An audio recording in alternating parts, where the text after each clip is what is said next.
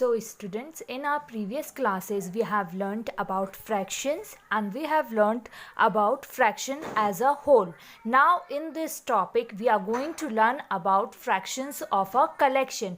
Now this collection can be any group of object. Okay, now in group of object there can be many objects. Now if I consider this object, then it will be a whole, but here I have kept many shells over here, then it will be considered as group of objects. So how do we find the fractions of these collection or the group of objects? Okay, now here we have to find out the half of a collection. So here some shells are kept over here. So for finding the half of a collection, what we are going to do, we are going to first count how many objects are there in that group. तो पहले हम क्या करेंगे, पहले हम count करेंगे कि कितनी ऑब्जेक्ट्स उस ग्रुप में हैं, उसके बाद हम उसका हाफ फाइंड आउट करेंगे. So let us count. Here are 1 2 3 4 5 6 7 8 9 10 11 12. There are total 12 objects. Now what is meant by half? Half मतलब total 12 है, तो अगर हम 12 को हाफ, क्या होता है हाफ मतलब किससे डिवाइड करना है, 2 से डिवाइड करना है.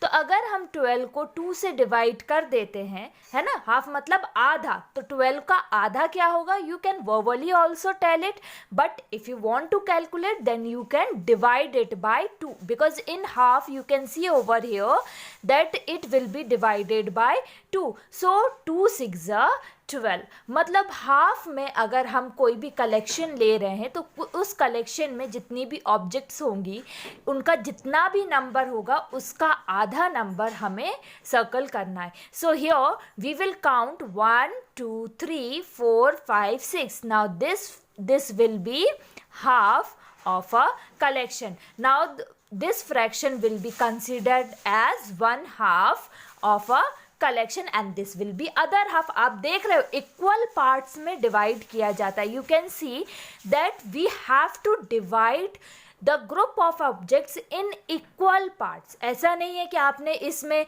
7 रख दिया और इसमें 5 रख दिया, नहीं, इक्वल पार्ट्स है. अगर हाफ है तो इस तरफ भी उतने ही नंबर ऑफ ऑब्जेक्ट्स होने चाहिए जितने इस ग्रुप में होंगे. So in this way you can find out the half of a collection. So students, here you can see that you have to color the portion as indicated. So here you have to color half of the object. So for finding out, first what you will do, you will count all the objects. So 1 2 3 4. Now what will be the half of 4? Half of 4 मतलब 2.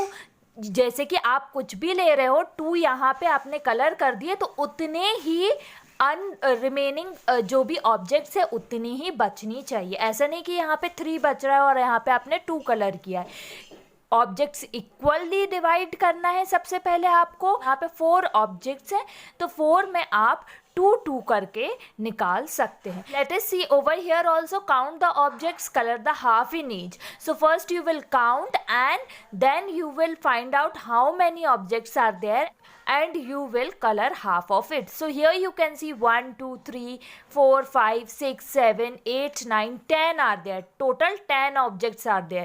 So what will be the half? You can divide it by 2. I have taught you how to divide. Okay, तो divide करने के बाद जो भी number आएगा उतने objects को आप कलर कर सकते हैं. फिर आप कलर करेंगे तो आप देखेंगे कि जितनी ऑब्जेक्ट्स आपने कलर करी हैं उतनी ही ऑब्जेक्ट्स अनकलर्ड रहेंगी. Okay, so student, now let us see what will be the 1/4 or quarter of a collection. So here I am having some shells. So for finding out the quarter of a collection, same thing we have to do. We have to first count how many shells are there.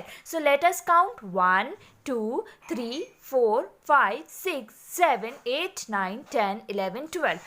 Total 12 shells are there. Now here half is not asked, quarter is asked.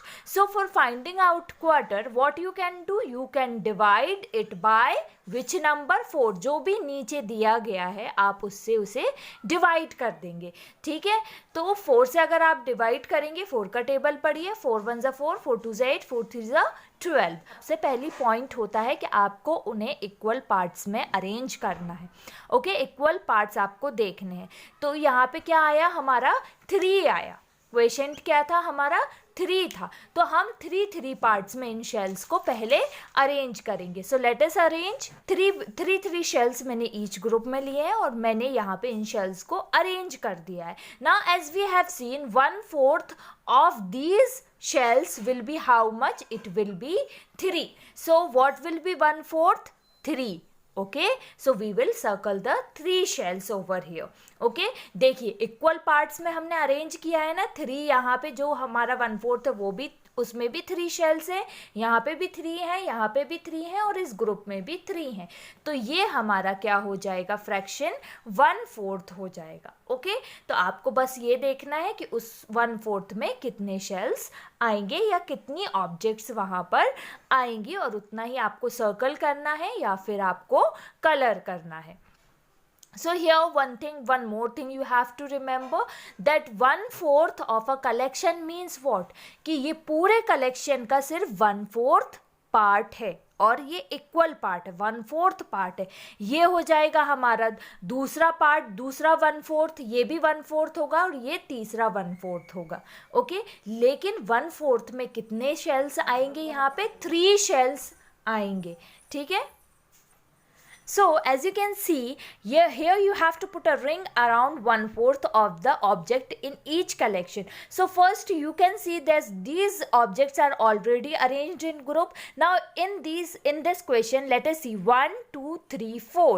Okay, 4 cats are given over here and you have to find out the 1/4.